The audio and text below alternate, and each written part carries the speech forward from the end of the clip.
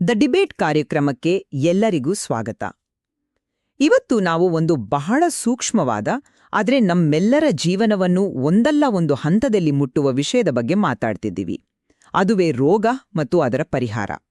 ನಮ್ಮ ಚರ್ಚೆಗೆ ಆಧಾರವಾಗಿರುವ ಗ್ರಂಥದ ಪ್ರಕಾರ ರೋಗದ ಮೂಲ ಕೇವಲ ನಮ್ಮ ಕಣ್ಣಿಗೆ ಕಾಣುವ ಭೌತಿಕ ಕಾರಣಗಳಲ್ಲ.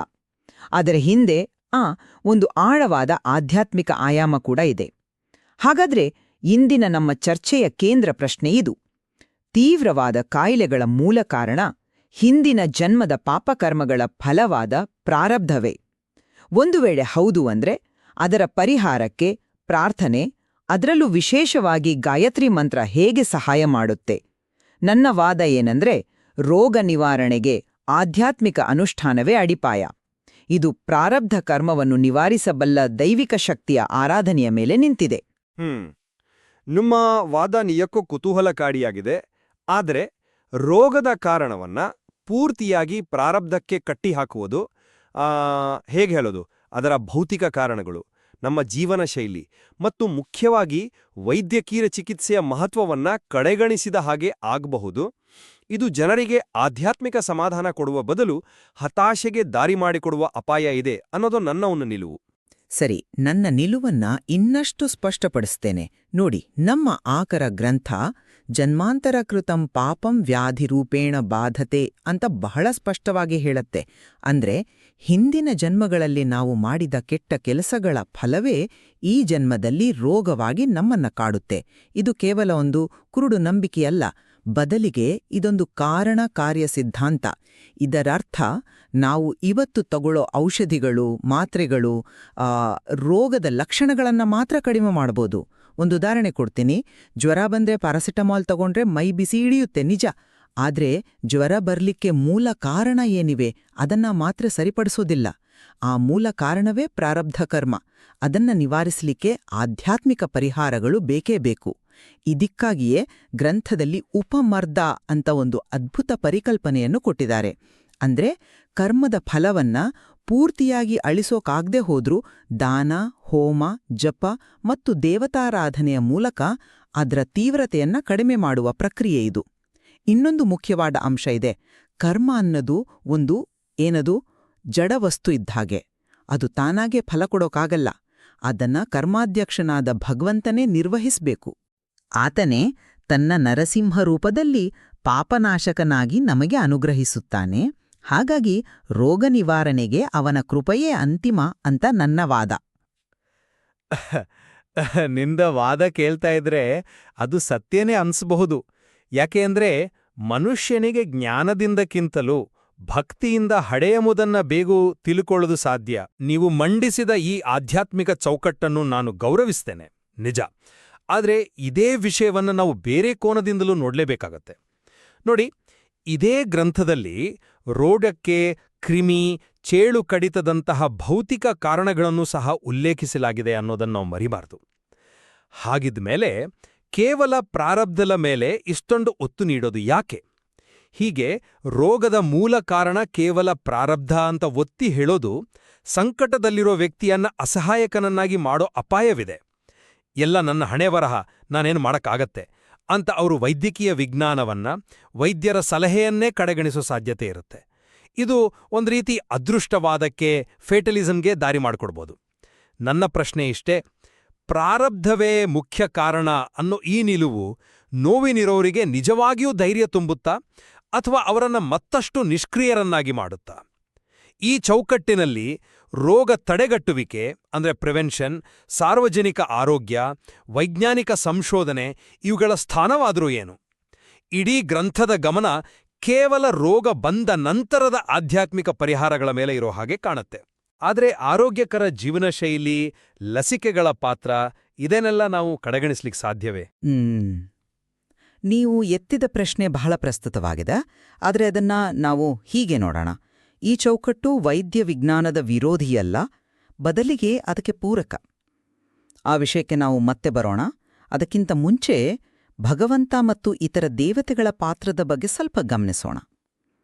ಗ್ರಂಥದ ಪ್ರಕಾರ ಕರ್ಮಫಲವನ್ನ ನೀಡೋದು ಕರ್ಮಾಧ್ಯಕ್ಷನಾದ ಪರಮಾತ್ಮನಿಗೆ ಮಾತ್ರ ಸಾಧ್ಯ. ಯಾಕೆ ಹೀಗೆ ಯಾಕಂದ್ರೆ ಒಂದು ವ್ಯವಸ್ಥೆಯಲ್ಲಿ ಸ್ಪಷ್ಟತೆ ಇರಬೇಕು, ಗೊಂದಲ ಇರಬಾರದು. ನರಸಿಂಹನೇ ಪಾಪನಾಶಕನಾಗಿ ಕಾರ್ಯನಿರ್ವಹಿಸ್ತಾನೆ. ಹಾಗಿದ್ರೆ ಬೇರೆ ದೇವತೆಗಳ ಪಾತ್ರವೇನು? ಅವರು ತಮಗೆ ಶರಣಾದ ಭಕ್ತರ ಪರವಾಗಿ ಭಗವಂತನನ್ನ ಪ್ರಾರ್ಥಿಸ್ಬೋದು, ಶಿಫಾರಸ್ ಮಾಡ್ಬೋದು. ಆದ್ರೆ ನೇರವಾಗಿ ಪಾಪವನ್ನ ನಾಶ ಮಾಡ್ಲಿಕ್ಕೆ ಅವರಿಗೆ ಅಧಿಕಾರ ಇಲ್ಲ. ಇದರರ್ಥ ಅವರ ಶಕ್ತಿಯನ್ನ ಕಡಿಮೆ ಮಾಡೋದು ಅಂತಲ್ಲ, ಬದಲಿಗೆ ಅವರ ಕಾರ್ಯಕ್ಷೇತ್ರವನ್ನ ಸ್ಪಷ್ಟಪಡಿಸೋದು. ಇದು ನಮ್ಮ ಆರಾಧನೆಗೆ ಒಂದು ನಿಖರವಾದ ಗುರಿಯನ್ನ ಕೊಡುತ್ತೆ. ಅಂತಿಮ ಅನುಗ್ರಹ ಭಗವಂತನಿಂದಲೇ ಬರಬೇಕು ಅನ್ನೋ ಅರಿವು ನಮ್ಮ ಪ್ರಾರ್ಥನೆಯನ್ನ ಹೆಚ್ಚು ಶಕ್ತಿಯುತ ಮತ್ತು ಕೇಂದ್ರೀಕೃತವಾಗಿಸುತ್ತೆ. ಕ್ಷಮಿಸಿ, ಈ ವ್ಯಾಖ್ಯಾನವನ್ನ ಒಪ್ಪಿಕೊಳ್ಳೋದು ನಂಗೆ ಸ್ವಲ್ಪ ಕಷ್ಟ. ಇದು ಒಂದು ನಿರ್ದಿಷ್ಟ ತಾತ್ವಿಕ ಸಂಪ್ರದಾಯದ ಚೌಕಟ್ಟಿನಲ್ಲಿ ಮಾಡಿದ ವ್ಯಾಖ್ಯಾನದಾಗೆ ಕಾಣುತ್ತೆ. ಈ ಮಾತು ಬೇರೆ ದೇವತೆಗಳ ಶಕ್ತಿಯನ್ನ ಸೀಮಿತಗೊಳಿಸಿದ ಹಾಗೆ ಕೇಳಿಸುತ್ತೆ. ನಮ್ಮ ದೇಶದ ಬೇರೆ ಬೇರೆ ಸಂಪ್ರದಾಯಗಳಲ್ಲಿ ನಿರ್ದಿಷ್ಟ ಕಾಯಿಲೆಗಳ ನಿವಾರಣೆಗೆ ನಿರ್ದಿಷ್ಟ ದೇವತೆಗಳನ್ನ ಪೂಜಿಸೋ ಪದ್ಧತಿ ಸಾವಿರಾರು ವರ್ಷಗಳಿಂದ ಇದೆ. ಉದಾಹರಣೆಗೆ, ಚರ್ಮವ್ಯಾಧಿಗೆ ಸೂರ್ಯನ ಆರಾಧನೆ, ಅಥವಾ ಸಿಡುಬಿನಂತಹ ಕಾಯಿಲೆಗಳಿಗೆ ಶೀತಲ ದೇವಿಯ ಪೂಜೆ. ಹಾಗದೇ ಈ ಚೌಕಟ್ಟಿನಲ್ಲಿ ಆ ದೇವತೆಗಳನ್ನ ಪೂಜಿಸಿ ರೋಗವಾಸಿಯಾದ ಸಾವಿರಾರು ಭಕ್ತರ ಅನುಭವಗಳನ್ನ ನಾವು ಹೇಗೆ ಅರ್ಥ ಮಾಡಿಕೊಳ್ಬೇಕು? ಅದನ್ನ ಕೇವಲ ಕಾಕತಾಳೀಯ ಅಂತ ಹೇಳ್ಬೇಕಾ, ಅಥವಾ ಆ ಪೂಜೆಗಳು ಕೇವಲ ಪರೋಕ್ಷ, ಕಡಿಮೆ ಪರಿಣಾಮಕಾರಿ ಅಂತ ಹೇಳ್ಬೇಕಾ? ಭಕ್ತಿಯಲ್ಲಿ ಈ ರೀತಿಯ ಶ್ರೇಣೀಕರಣ ಅಂದ್ರೆ ಹೈರಾರ್ಕಿ ನಿಜವಾಗಿಯೂ ಬೇಕಾ ಅನ್ನೋದು ನನ್ನ ಮೂಲಭೂತ ಪ್ರಶ್ನೆ. ಆಹಾ, ಬಹಳ ಒಳ್ಳೆಯ ಪ್ರಶ್ನೆ. ಇದರಲ್ಲಿರುವ ಕಾಳಜಿ ನನಗೆ ಅರ್ಥವಾಗುತ್ತೆ. ಇದು ಶ್ರೇಣೀಕರಣಕ್ಕಿಂತ ಹೆಚ್ಚಾಗಿ ವ್ಯವಸ್ಥೆಯ ಸ್ಪಷ್ಟತೆ ಅಂತ ನಾನು ಭಾವಿಸ್ತೀನಿ. ಇದನ್ನ ಹೀಗೆ ಯೋಚಿಸಿ. ಒಂದು ದೊಡ್ಡ ಕಂಪನಿಯಲ್ಲಿ ಬೇರೆ ಬೇರೆ ವಿಭಾಗಗಳಿಗೆ ಮ್ಯಾನೇಜರ್ಗಳು ಇರ್ತಾರೆ. ಆದ್ರೆ ಅಂತಿಮ ನಿರ್ಧಾರ ಸಿಇಒ ತಗೊಳ್ತಾರೆ. ಹಾಗೇನೆ ಇಲ್ಲೂ ಕೂಡ. ಇದೇ ತರ್ಕವನ್ನ ನಾವು ಗಾಯತ್ರಿ ಮಂತ್ರದ ವಿಶಿಷ್ಟತೆಯ ವಿಷಯದಲ್ಲೂ ನೋಡ್ಬೋದು. ಗಾಯತ್ರಿ ಮಂತ್ರ ಕೇವಲ ಒಂದು ಮಂತ್ರವಲ್ಲ, ಅದು ಇಡೀ ವೇದಗಳ ಸಾರ. ಹಾಗಾಗಿ ರೋಗ ನಿವಾರಣೆಗಾಗಿ ಮಾಡುವ ಪ್ರಾರ್ಥನೆಯನ್ನ ಈ ಮಂತ್ರದ ಮೂಲಕ ಮಾಡೋದು ಅತ್ಯಂತ ಶಕ್ತಿಶಾಲಿ ವಿಧಾನ ಅಂತ ಗ್ರಂಥ ಹೇಳತ್ತೆ. ನಮ್ಮ ಆಕರ ಗ್ರಂಥದಲ್ಲಿ ತತ್, ಸವಿತುಹು, ವರೇಣ್ಯಂ ಅನ್ನೋ ಒಂದೊಂದು ಪದಕ್ಕೂ ರೋಗ, ಅದರ ಕಾರಣ ಮತ್ತು ಪರಿಹಾರದ ಜೊತೆ ಹೇಗೆ ಸಂಬಂಧವಿದೆ ಅಂತ ಆಳವಾಗಿ ವಿಶ್ಲೇಷಿಸಲಾಗಿದೆ. ಉದಾಹರಣೆಗೆ, ತತ್ ಪದದ ಅರ್ಥವನ್ನ ನೋಡೋಣ. ಇದನ್ನ ಹೀಗೆ ಯೋಚಿಸಿ. ತತ್ ಅಂದ್ರೆ ಅದು, ಅಂದ್ರೆ ಎಲ್ಲವನ್ನೂ ಮೀರಿರುವ ಆ ಪರಮತತ್ವ. ಅಪರಾಧ ನಡೆದ ಸ್ಥಳ, ನೋವು ಅನುಭವಿಸ್ತಿರೋ ಸ್ಥಳ ಮತ್ತು ಪರಿಹಾರ ಸಿಗ್ಬೇಕಾದ ಸ್ಥಳ, ಈ ಮೂರೂ ಕಡೆ ಆ ದೈವಿ ಶಕ್ತಿ ಇದೆ ಅಂತ ಗ್ರಂಥ ಹೇಳುತ್ತೆ. ಹಾಗಾಗಿ ಪರಿಹಾರ ಬೇರೆ ಎಲ್ಲೊಂದಲೋ ಬರೋದಿಲ್ಲ, ಸಮಸ್ಯೆಯ ಮೂಲದಲ್ಲೇ ಇದೆ ಅನ್ನೋ ಭರವಸೆಯನ್ನೇ ಇದು ಕೊಡುತ್ತೆ. ಇದು ಪ್ರಾರ್ಥನೆಯನ್ನ ಕೇವಲ ಒಂದು ಭಾವನಾತ್ಮಕ ಕ್ರಿಯೆಯಾಗಿ ಉಳಿಸದೆ ಒಂದು ಜ್ಞಾನಯುಕ್ತ ಮತ್ತು ನಿಖರವಾದ ಅನುಷ್ಠಾನವನ್ನಾಗಿ ಮಾಡುತ್ತೆ. ನೀವ್ ಹೇಳಿದ ಹಾಗೆ ಗಾಯತ್ರಿ ಮಂತ್ರದ ಶಕ್ತಿಯನ್ನ ಒಪ್ಪೋಣ. ಅದರ ತಾತ್ವಿಕ ಆಳವು ಆಸಕ್ತಿದಾಯಕವಾಗಿದೆ. ಆದರೆ ನನ್ನಲ್ಲೊಂದು ಪ್ರಶ್ನೆ ಮೂಡುತ್ತೆ. ಈ ಸಂಕೀರ್ಣ ವ್ಯಾಖ್ಯಾನಗಳು ಸಾಮಾನ್ಯ ಭಕ್ತರಿಗೆ ಆಧ್ಯಾತ್ಮಿಕತೆಯನ್ನ ಇನ್ನಷ್ಟು ದೂರ ಮಾಡಬಹುದಾ? ಎಲ್ಲಾ ಪ್ರಾರ್ಥನೆಗಳನ್ನು ಅದರ ಮೂಲಕವೇ ಮಾಡಬೇಕು ಅಂತ ಏನಾದ್ರೂ ನಿಯಮ ಇದೆಯಾ? ವಿದ್ಯಾವಂತರಿಗೆ, ತತ್ವಜ್ಞಾನಿಗಳಿಗೆ ಮಾತ್ರ ಅರ್ಥ ಆಗೋ ಹಾಗೆ ಇರೋ ಈ ವಿಶ್ಲೇಷಣೆಗಳು ಸರಳವಾಗಿ ಕೈ ಮುಗಿದು ದೇವರನ್ನ ಬೇಡೋ ಸಾಮಾನ್ಯ ಭಕ್ತನ ಮೇಲೆ ಹೇರಿದ ಹಾಗೆ ಆಗೋದಿಲ್ವಾ? ಯಾವುದೇ ಮಂತ್ರದ ಜ್ಞಾನ ಇಲ್ಲದೆ ಕೇವಲ ಶುದ್ಧ ಭಕ್ತಿಯಿಂದ ತನ್ನದೇ ಮಾತುಗಳಲ್ಲಿ ಮಾಡಿದ ಪ್ರಾರ್ಥನೆ ಅಷ್ಟೇ ಪರಿಣಾಮಕಾರಿಯಾಗಿ ಇರಲಾರದೆ, ಮಂತ್ರದ ಪದಗಳಿಗೆ ನೀಡಿದ ಈ ಸಂಕೀರ್ಣ ವ್ಯಾಖ್ಯಾನಗಳು ಕೇವಲ ಈ ತತ್ವವನ್ನ ತಿಳಿದವರು ಮಾತ್ರ ಸರಿಯಾಗಿ ಪ್ರಾರ್ಥಿಸಬಲ್ಲರು ಅನ್ನೋ ಭಾವನೆ ಮೂಡಿಸೋ ಅಪಾಯವಿದೆಯಾ? ಇದು ಆಧ್ಯಾತ್ಮಿಕತೆಯನ್ನ ಎಲ್ಲರಿಗೂ ಸುಲಭವಾಗಿ ತಲುಪದಂತೆ ಮಾಡುವ ಗೇಟ್ ಕೀಪಿಂಗ್ನ ಒಂದು ರೂಪವಾಗಬಹುದಲ್ವೇ? ಅಂದಹಾಗೆ ಅದ್ವೈತದಂತಹ ಬೇರೆ ದಾರ್ಶನಿಕ ಪರಂಪರೆಗಳಲ್ಲಿ ಜ್ಞಾನಕ್ಕೆ ಹೆಚ್ಚು ಪ್ರಾಮುಖ್ಯತೆ ಕೊಡ್ತಾರಲ್ವೇ? ಅಲ್ಲಿ ಈ ರೀತಿ ನಿರ್ದಿಷ್ಟ ಮಂತ್ರದ ಮೂಲಕವೇ ಹೋಗಬೇಕು ಅನ್ನೋ ಕಲ್ಪನೆ ಇದೆಯಾ? ಇದು ಗೇಟ್ ಕೀಪಿಂಗ್ ಅಲ್ಲ, ಬದಲಿಗೆ ಆಳವಾದ ತಿಳುವಳಿಕೆಗೆ ಒಂದು ದಾರಿ ಅಂತ ನಾನು ವಾದಿಸ್ತೀನಿ. ನೀವು ಎತ್ತಿದ ಅಂಶ ಬಹಳ ಮುಖ್ಯವಾದದ್ದು. ಇದು ನಮ್ಮನ್ನ ಆಧ್ಯಾತ್ಮಿಕ ಮತ್ತು ಭೌತಿಕ ಪರಿಹಾರಗಳ ಸಮನ್ವಯದ ವಿಷಯಕ್ಕೆ ತರುತ್ತೆ. ಈ ಚೌಕಟ್ಟು ವೈದ್ಯವಿಜ್ಞಾನದ ವಿರೋಧಿ ಅಲ್ಲ, ಬದಲಿಗೆ ಸಮಗ್ರವಾಗಿದೆ, ಹೊಲಿಸ್ಟಿಕ್ ಆಗಿದೆ.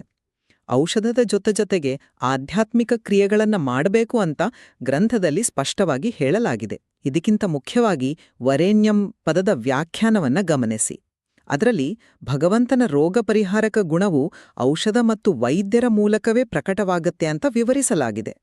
ಅಂದ್ರೆ ಒಬ್ಬ ಒಳ್ಳೆಯ ವೈದ್ಯ ಸಿಗೋದು, ಸರಿಯಾದ ಔಷಧ ಸಿಗೋದು, ವೈದ್ಯರ ಕೈಯಲ್ಲಿರೋ ಜ್ಞಾನ, ಔಷಧದಲ್ಲಿರೋ ಶಕ್ತಿ ಇವೆಲ್ಲವೂ ಭಗವಂತನ ಅನುಗ್ರಹದ ಅಭಿವ್ಯಕ್ತಿಯೇ. ಇದು ಭೌತಿಕ ಮತ್ತು ಆಧ್ಯಾತ್ಮಿಕ ಕ್ರಮಗಳೆರಡನ್ನೂ ಒಳಗೊಂಡಿರೋ ಈದರೋರಲ್ಲದ ಬೋತ್ ಆ್ಯಂಡ್ ಮಾರ್ಗ. ಒಂದು ಶರೀರಕ್ಕೆ ಚಿಕಿತ್ಸೆ, ಇನ್ನೊಂದು ಮನಸ್ಸಿಗೆ ಶಕ್ತಿ.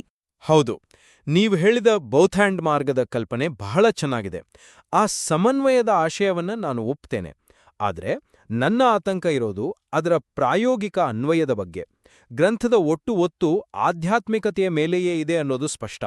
ಪ್ರಾರಬ್ಧವೇ ಮುಖ್ಯ ಕಾರಣ ಅಂದಮೇಲೆ ಅದರ ಪರಿಹಾರವೂ ಮುಖ್ಯವಾಗಿ ಆಧ್ಯಾತ್ಮಿಕವೇ ಆಗಿರಬೇಕು ಅನ್ನೋ ತರ್ಕಕ್ಕೆ ಇದು ಸಹಜವಾಗಿ ಎಡೆಮಾಡಿಕೊಡುತ್ತೆ.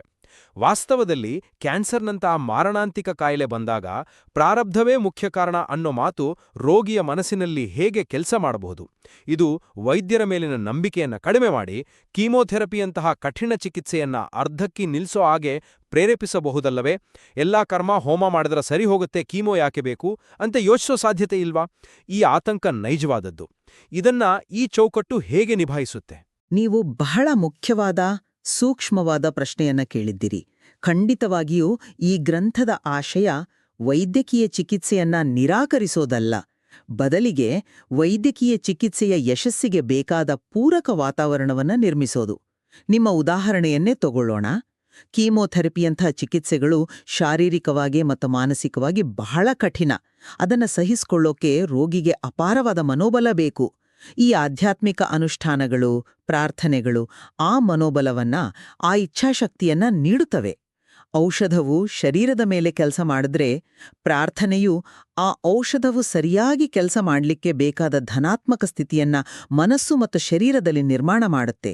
ವೈದ್ಯರು ದೇವರಲ್ಲ, ಆದರೆ ಅವರು ದೇವರ ಕೈಯಲ್ಲಿನ ಉಪಕರಣಗಳು. ಆ ಉಪಕರಣಗಳು ಯಶಸ್ವಿಯಾಗಲು ದೈವಾನುಗ್ರಹ ಬೇಕು ಅನ್ನೋದು ಇದರ ಹಿಂದಿನ ಭಾವನೆ. ಹಾಗಾಗಿ ಇದು ಚಿಕಿತ್ಸೆಗೆ ಪರ್ಯಾಯವಲ್ಲ, ಚಿಕಿತ್ಸೆಗೆ ಬೇಕಾದ ಶಕ್ತಿ. ಆ ಸಮನ್ವಯದ ವಿವರಣೆ ಸ್ಪಷ್ಟತೆಯನ್ನ ನೀಡಿತ್ತು. ಆದರೂ ಈ ತತ್ವವನ್ನ ಜನರಿಗೆ ತಿಳಿಸುವಾಗ ಬಹಳ ಎಚ್ಚರಿಕೆ ವಹಿಸಬೇಕಾಗುತ್ತೆ. ಇಲ್ಲದಿದ್ರೆ ಅದು ತಪ್ಪಾಗಿ ಅರ್ಥೈಸಲ್ಪಡುವ ಸಾಧ್ಯತೆಗಳು ಹೆಚ್ಚು. ಪ್ರಾರಬ್ಧದ ಕಲ್ಪನೆ ಕೆಲವರಿಗೆ ಸಮಾಧಾನ ನೀಡ್ಬೋದು, ತಮ್ಮ ನೋವಿಗೆ ಒಂದು ಅರ್ಥವಿದೆ ಅಂತ ಭಾವಿಸ್ಲಿಕ್ಕೆ ಸಹಾಯ ಮಾಡ್ಬೋದು. ಆದರೆ ಇನ್ನು ಕೆಲವರಿಗೆ ಅದು ತಮ್ಮನ್ನು ತಾವೇ ದೂಷಿಸಿಕೊಳ್ಳುವ ಹಾಗೆ ಮಾಡ್ಬೋದು. ನಾನು ಹಿಂದಿನ ಜನ್ಮದಲ್ಲಿ ಕೆಟ್ಟ ಕೆಲಸ ಮಾಡಿದ್ದಕ್ಕೆ ಹೀಗಾಯಿತು ಅನ್ನೋ ಅಪರಾಧಿ ಪ್ರಜ್ಞೆ ಅವರನ್ನು ಮತ್ತಷ್ಟು ಕುಗ್ಗಿಸಬಹುದು. ಈ ಮಾನಸಿಕ ಪರಿಣಾಮವನ್ನ ಕೂಡ ನಾವು ಗಣನೆಗೆ ತೆಗೆದುಕೊಳ್ಳಬೇಕಾಗುತ್ತೆ. ನಮ್ಮ ಇಂದಿನ ಚರ್ಚೆಯು ರೋಗ ಕೇವಲ ಒಂದು ಆಕಸ್ಮಿಕ ಭೌತಿಕ ಘಟನೆಯಲ್ಲ, ಬದಲಿಗೆ ಕರ್ಮವನ್ನ ಆಧರಿಸಿದ ಒಂದು ಬೃಹತ್ ನೈತಿಕ ಮತ್ತು ವಿಶ್ವವ್ಯವಸ್ಥೆಯ ಭಾಗ ಅನ್ನೋ ದೃಷ್ಟಿಕೋನವನ್ನ ಮುಂದಿಟ್ಟಿದೆ ಅಂತ ನಾನು ಭಾವಿಸ್ತೇನೆ. ಈ ಆಕಲವು ನಂಬಿಕೆ, ಆಚರಣೆ ಮತ್ತು ಔಷಧವನ್ನ ಸಂಯೋಜಿಸುವ ಒಂದು ವ್ಯವಸ್ಥಿತ ಪರಿಹಾರ ಮಾರ್ಗವನ್ನ ಸೂಚಿಸುತ್ತೆ. ಇದು ಭರವಸೆ ಕಳೆದುಕೊಂಡವರಿಗೆ ಒಂದು ದಾರಿ ತೋರಿಸುತ್ತೆ ಮತ್ತು ಗಾಯತ್ರಿ ಮಂತ್ರವನ್ನ ದೈವೀ ಅನುಗ್ರಹವನ್ನ ಪಡೆಯುವ ಒಂದು ಶ್ರೇಷ್ಠ ಸಾಧನೆವೆಂದು ಪರಿಚಯಿಸುತ್ತೆ. ಇದು ರೋಗವನ್ನ ಎದುರಿಸಲು ಕೇವಲ ದೈಹಿಕ ಶಕ್ತಿಯಷ್ಟೇ ಅಲ್ಲ, ಮಾನಸಿಕ ಮತ್ತು ಆಧ್ಯಾತ್ಮಿಕ ಶಕ್ತಿಯನ್ನು ಒದಗಿಸುತ್ತೆ. ಒಪ್ಪುತ್ತೇನೆ. ಅದೇ ಸಮಯದಲ್ಲಿ ಈ ಚೌಕಟ್ಟು ಆಧ್ಯಾತ್ಮಿಕ ಸಾಂತ್ವನವನ್ನ ನೀಡಿದ್ರೂ ಪ್ರಾರಬ್ಧ ಕರ್ಮದ ಮೇಲಿನ ಅದರ ಅತಿಯಾದ ಒತ್ತು, ವೈಯಕ್ತಿಕ ಹೊಣೆಗಾರಿಕೆ, ವೈಜ್ಞಾನಿಕ ಮನೋಭಾವದ ಪಾತ್ರ ಮತ್ತು ಸೂಚಿಸಲಾದ ಪರಿಹಾರಗಳ ಸಾರ್ವತ್ರಿಕ ಲಭ್ಯತೆಯ ಬಗ್ಗೆ ಸಂಕೀರ್ಣ ಪ್ರಶ್ನೆಗಳನ್ನು ಹುಟ್ಟುಹಾಕಬಹುದು ಅನ್ನೋದನ್ನು ನಾವು ಪರಿಗಣಿಸಿದ್ದೇವೆ. ನಂಬಿಕೆ ಮತ್ತು ದೈಹಿಕ ಆರೋಗ್ಯದ ನಡುವಿನ ಸಂಬಂಧ ಸರಳ ರೇಖೆಯಲ್ಲಿಲ್ಲ, ಅದು ಬಹುಮುಖಿ ಸ್ವರೂಪದ್ದಾಗಿದೆ. ಆಧ್ಯಾತ್ಮಿಕ ನಂಬಿಕೆಯು ರೋಗಿಯ ಮನೋಸ್ಥೈರ್ಯವನ್ನ ಖಂಡಿತ ಹೆಚ್ಚಿಸಬಹುದು, ಆದರೆ ಅದು ವೈಜ್ಞಾನಿಕ ಚಿಕಿತ್ಸೆಗೆ ಪರ್ಯಾಯವಾಗಬಾರದು ಅನ್ನೋ ಎಚ್ಚರಿಕೆಯೂ ಇರಬೇಕು. ಖಂಡಿತ. ಸಂಕಟವನ್ನ ಅರ್ಥಮಾಡಿಕೊಳ್ಳು, ನಮ್ಮ ಕಣ್ಣಿಗೆ ಕಾಣೋದನ್ನ ಮೀರಿ ನೋಡಬೇಕು ಅನ್ನೋದನ್ನ ಈ ಆಕರವು ಸ್ಪಷ್ಟಪಡಿಸುತ್ತೆ. ಕಾರಣ ಕರ್ಮವೇ ಆಗಿರಲಿ ಅಥವಾ ಭೌತಿಕವೇ ಆಗಿರಲಿ, ಪರಿಹಾರದ ಹುಡುಕಾಟದಲ್ಲಿ ಆಂತರಿಕ ನಂಬಿಕೆ ಮತ್ತು ಬಾಹ್ಯ ಕ್ರಿಯೆಗಳೆರಡೂ ಸೇರಿವೆ. ಮಾನವ ಕ್ರಿಯೆ, ದೈವಿಕ ಸಂಕಲ್ಪ ಮತ್ತು ವಾಸ್ತವದ ಸ್ವರೂಪದ ನಡುವಿನ ಸಂಬಂಧದ ಬಗ್ಗೆ ಈ ಗ್ರಂಥದಲ್ಲಿ ಅನ್ವೇಷಿಸಲು ಇನ್ನೂ ಹೆಚ್ಚಿನ ವಿಷಯಗಳಿವೆ.